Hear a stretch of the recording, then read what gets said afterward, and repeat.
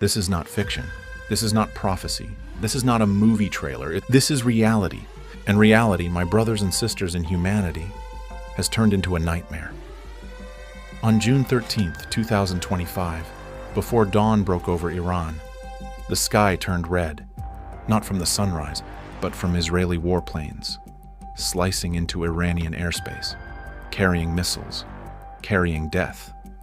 They came with fire, they came with fury, they came with silence from the world. And just like that, the bombs began to fall. Tehran, Natanz, Isfahan, Kermanshah, Tabriz, target after target, facility after facility, neighborhood after neighborhood. Israel didn't strike one or two military depots. They launched the most coordinated and destructive air campaign against Iran in history. And they did it first. They hit nuclear facilities, knowing full well the radiation risk. They hit energy grids, cutting power to hospitals and homes. They hit broadcasting towers, silencing the voices of a people before they could even cry for help. And within a few hours, Iran's heart was bleeding, over 224 people dead, more than 1,200 wounded. Entire apartment blocks flattened, fathers carrying the burned bodies of their sons, children digging through rubble to find their mothers, hospitals overflowing with the injured and the dying, all because Israel, without warning, declared itself judge, jury, and executioner over an entire nation. Where was the outrage? Where were the world leaders who scream about human rights? Where were the sanctions, the investigations, the emergency sessions? Nowhere. Because the victims were not European. Because the bombs were dropped by the favored child of the West, Israel. But this time, the blood did not flow in one direction. Iran retaliated, and when they did, the entire world felt it. Over 370 ballistic missiles and suicide drones tore through the sky like a divine response. They rained down on Israeli cities, Tel Aviv, Haifa, Bnei Brak, Jerusalem. Fire, destruction, panic, and suddenly, Israel felt what Gaza has felt for decades. Buildings trembled, civilians screamed, airports shut, markets collapsed. And Israel, for the first time in modern memory, looked vulnerable. 14 dead, hundreds wounded, Tel Aviv on fire, sirens blaring, and a realization dawning: Iran is not Gaza, Iran is not helpless, Iran is not isolated, Iran is not afraid. This wasn't just a military clash. This was a cosmic crack in the illusion of Israeli invincibility. And yet, Israel vows to escalate again. They threaten another wave. They speak of full decapitation. They speak of erasing Iran's leadership. They speak as if they are gods, but they are not. They are mortals, and mortals playing with nuclear fire will soon be consumed by it. Let us speak clearly now. Let no one say, "We didn't know." Let no one pretend this is political. This is existential. Iran has the capacity, Israel has the bombs, and now they are at war, not in theory, but in action. The nuclear nightmare is no longer a possibility. It is a button away, and if that button is pushed, millions will die. The skies will darken for months. Crops will fail. Children will be born with deformities. Nations will fall. The so-called Middle East will become the graveyard of empires. The Holy Lands will be turned into radiation zones, and the Ummah, the Muslim nation, will face a trial unlike any in history. Do you feel the urgency now? This is not about Iran. This is not about Israel. This is about the entire world, dangling over the edge of annihilation. And the world still refuses to admit it was Israel who struck first. It is Israel who always believes it is above the law. It is Israel who has committed genocide, apartheid, occupation, and lies with a smile. Let me take you back, not to 2025, not even to 1948. Let's go further. The seeds of what we are seeing today were planted not just by armies, but by ideologies soaked in arrogance, apartheid, and the illusion of racial supremacy. Zionism was never just about a homeland. It was about a nation with no rules, claiming God while violating every command he ever gave. In 1948, they called it independence, but we call it the Nakba, the catastrophe.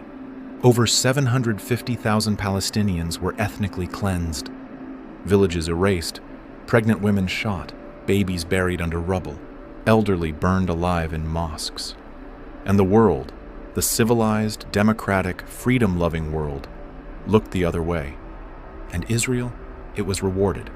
Weapons, money, media support, UN protection. Then came 1967, the Six-Day War, where Israel grabbed Gaza, the West Bank, East Jerusalem, and the Golan Heights. They said it was self-defense, but they bulldozed homes, imprisoned children, and built illegal settlements. And the world, they said, let's not take sides. Then came Lebanon, 1982, the Sabra and Shatila massacres. Israel surrounded Palestinian refugee camps and let the killers in. Over 3,500 civilians slaughtered, slit throats, mass graves. Eyewitnesses tell of Israeli soldiers laughing while the screams echoed. And the world? It said, let's wait for an investigation. Then came Gaza, bleeding, starving, suffocating Gaza. 3 major wars, thousands of children dead, white phosphorus, snipers aiming for the legs of journalists, bombs on mosques, libraries, bakeries. And now, Iran. Do you see the pattern? Wherever there is resistance, Israel brings war. Wherever there is dignity, Israel brings humiliation. Wherever there is independence, Israel brings death. And they do it while chanting, "We are the victims." But Israel doesn't act alone. Behind every airstrike is an empire. Behind every missile, a lobby. Behind every lie, a press machine. Behind every drone, a handshake in Washington or Brussels. Let us not be naive. Israel survives because the West protects it. The United States sends over $3.8 billion in military aid annually, while Americans sleep in tents. The UK trains its pilots. France provides the intelligence. Germany sends submarines. Why? Because Israel is not a country. It is a project, a forward base, a foothold in the Muslim world, a weaponized outpost of Western dominance. And every time Israel commits murder, Western politicians say the same thing. We support Israel's right to defend itself. Defend itself from what? From farmers with rocks? From children with kites? From poets? From prayers? This is not defense. This is delusion. And it is this delusion that is pushing the world toward nuclear war. Now let me speak to the Muslim world. You, yes you, O Muslim who cries when you scroll past images of Gaza, of Iran, of children covered in blood. Where are your hands? Where are your voices? Where is your outrage? We have been tested. We have been humiliated. We have been mocked. Our lands are occupied. Our scholars are silenced. Our youth are distracted. But the Quran warned us. Do the people think that they will be left to say, "We believe," and they will not be tested? Surah Al-Ankabut 29:2. This is a test, not just for Iran, not just for Gaza, but for every Muslim alive today. The Prophet, peace be upon him, said, "If one of you sees an evil, let him change it with his hand. If he cannot, then with his tongue. If he cannot, then with his heart. And that is the weakest of faith." Sahih Muslim. So ask yourself, have you done all three, or are you still scrolling?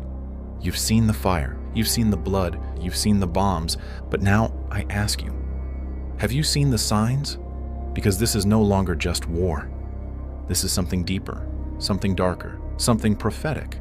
The Prophet Muhammad, peace be upon him, warned us, "There will come a time when nations will gather against you as people gather to eat from a dish." The companions asked, "Will we be few in number?" He said, "No, you will be many, but you will be like the foam on the sea." Abu Dawud. That time is now. Muslim blood is cheaper than water. Our lands are pillaged, our voices censored, our scholars jailed, our children burned, while the world watches. Is this not the foam? Is this not the moment when truth and falsehood have become so tangled? The only clarity left is through revelation. The Prophet, peace be upon him, also said, "Before the hour, there will be years of deception. The liar will be believed. The truthful will be rejected. The treacherous will be trusted. and the honest will be called traitors. Musnad Ahmad. Look around you. Truth is punished. Falsehood is broadcast. War is called peace. Mass murder is called self-defense. Do you think this will end peacefully? Do you think nuclear fire will not rain down if this arrogance continues? Do you think Allah is blind to the screams of the oppressed? Number, He is Al-Basir, the all-seeing. He is Al-Hakam, the judge. And He is As-Sabur, the patient, until the moment He is not. O world, this is your final warning. Turn back before it's too late. Turn back from the lies. Turn back from the games. Turn back from the path of Pharaoh, who drowned when he thought himself divine, because when you cross the red line, Allah sends no letter. He sends no ambassador. He sends only His decree. And that decree is unstoppable. So whether you are Muslim, Christian, Jew, atheist, agnostic, this moment belongs to you. What side of history will you stand on? O Allah, the bombs fall and the heavens shake. The tears of the oppressed rise like smoke. The children cry and their cries echo in the throne of the Most High. O Allah, enough blood, enough humiliation, enough silence. We call upon you, Ya Jabbar, break the backs of the tyrants. We call upon you, Ya Adil, establish justice upon the earth. We call upon you, Ya Rahman, have mercy on our mothers, our children, our elders, our martyrs. O Allah, if this is a trial, then strengthen us through it. If this is a punishment, then purify us by it. If this is the beginning of the end, then make us among the guided ones. Raise from among us leaders of truth, warriors of mercy, voices of justice. O Allah, let the world awaken before the final trumpet is blown. Let the arrogant tremble. Let the oppressed rise. Let the veils fall. And let truth shine, even if the world hates it. Ameen. This is not just about Israel. This is not just about Iran. This is about you. You, watching this right now. You, hearing this voice in your ears. You, alive in this moment of history. The test is now. The hour is near. The souls are trembling. Choose your side. And never, ever be silent again.